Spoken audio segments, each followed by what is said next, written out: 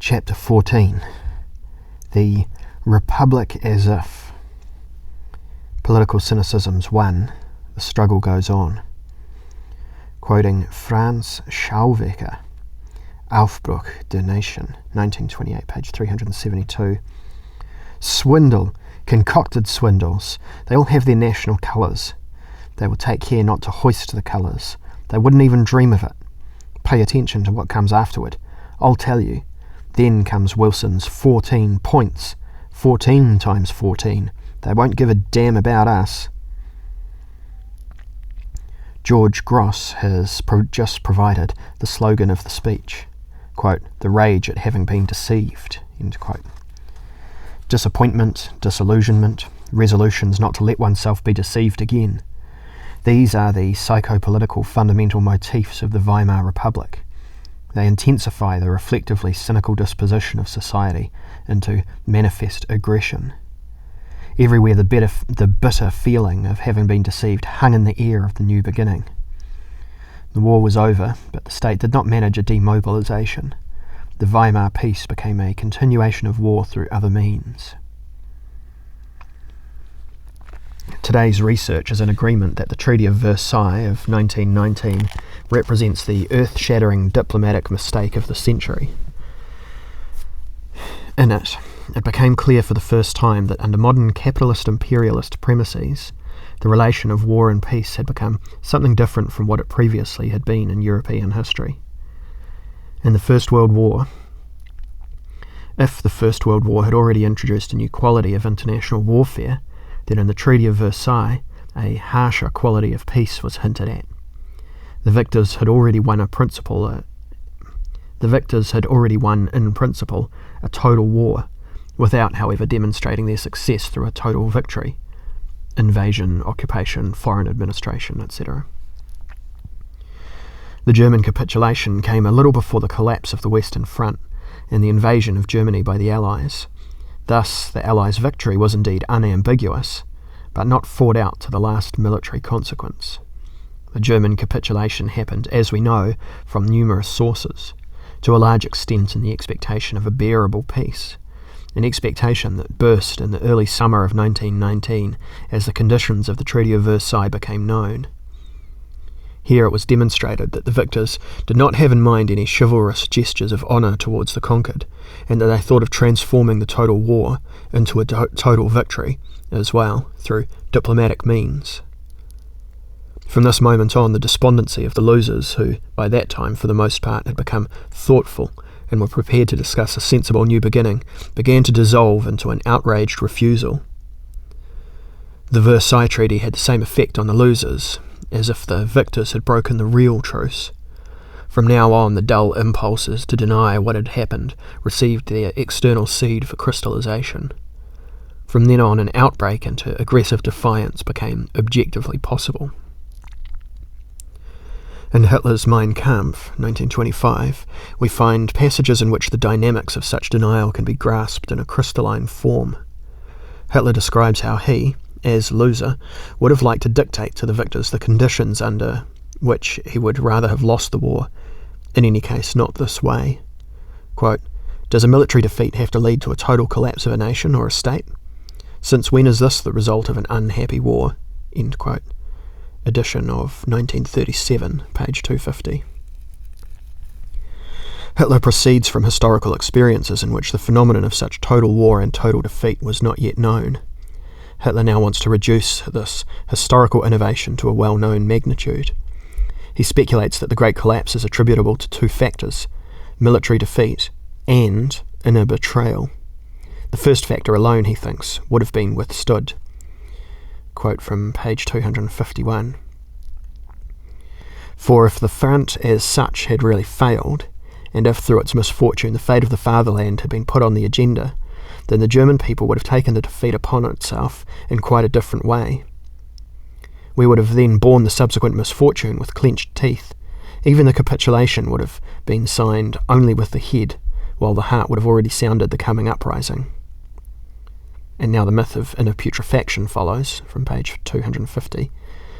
Unfortunately, the military defeat of the German people is not an undeserved catastrophe, but a well-earned disciplining of an external of an eternal retribution.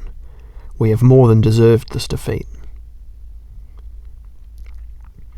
Hitler translates the political military debacle of Wilhelminianism and the fall of German feudal capitalism into the moral language of blame and sin.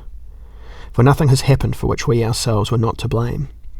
Our offence consisted in not having hindered the strengthening of socialist, pacifist, liberal, democratic and quote-unquote Jewish elements in society. The collapse, according to Hitler, was a, quote, from page 152, consequence of an ethical and moral poisoning, of a lessening of the drive for self-preservation, end quote. Only thus could it have come to mutinies of troops, strikes in munitions factories, etc., towards the end of the war. The battlefront was intact. Only the home front had let us down and betrayed those out there. In this way, Hitler pushes the front inward. Outwardly, the war may be at end, but in the interior it goes on as a campaign against the Democrats, pacifists, and others who needed the military defeat for the victory of their own convictions. With this, Hitler outlines unmistakably a situation of civil war. On the opposite side, he sees the Jews and their, quote, Marxist organ of struggle, end quote, as well as the entire horde of Democrats, Socialists and company. Quoting from page 250, did they not in some circles express downright joy at the fatherland's tragedy? Pardon me. Hitler even claims to have observed contemporaries who, at the end of the war, had, quote, laughed and danced, who extolled their own cowardice and had, quote, glorified the defeat, end quote. See also the Pace Walk infirmary anecdote discussed later. With this, Hitler projects his own catastrophile structure into the opponent, for the real winner as a result of the catastrophe had been he himself, who discovered his calling in it. At the same time, in his projection, he does understand parts of reality correctly.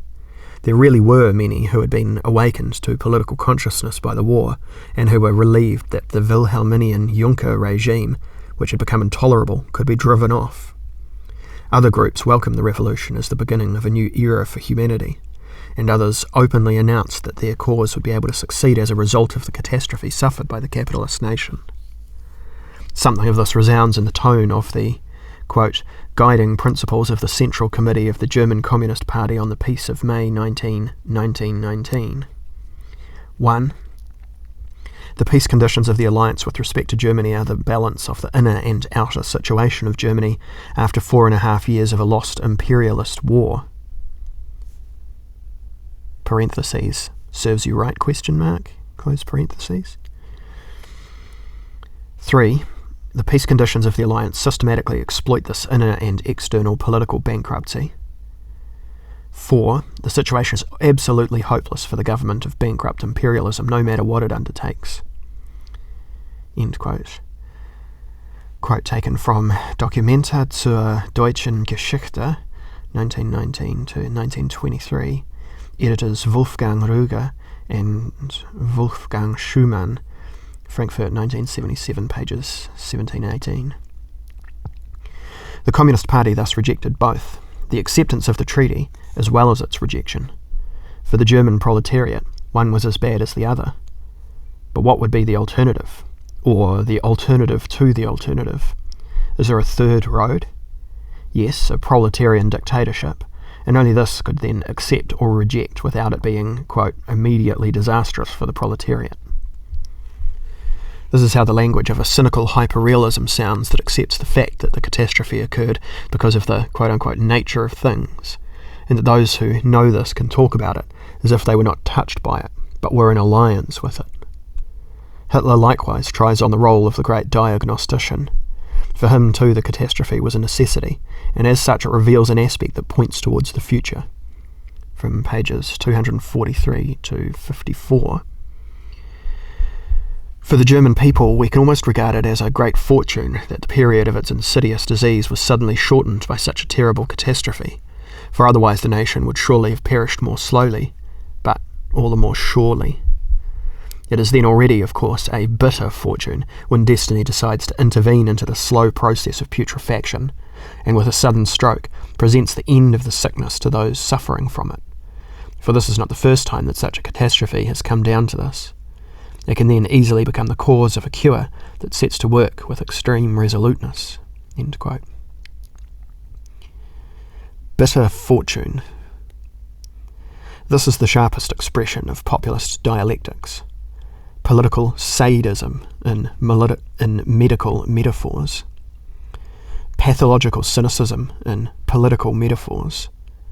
Already at the hour of birth of the Republic, the political surgeons on the far right and the far left have taken their positions and sharpened the ideological scalpels with which they want to cut the cancerous growth out of the German patient.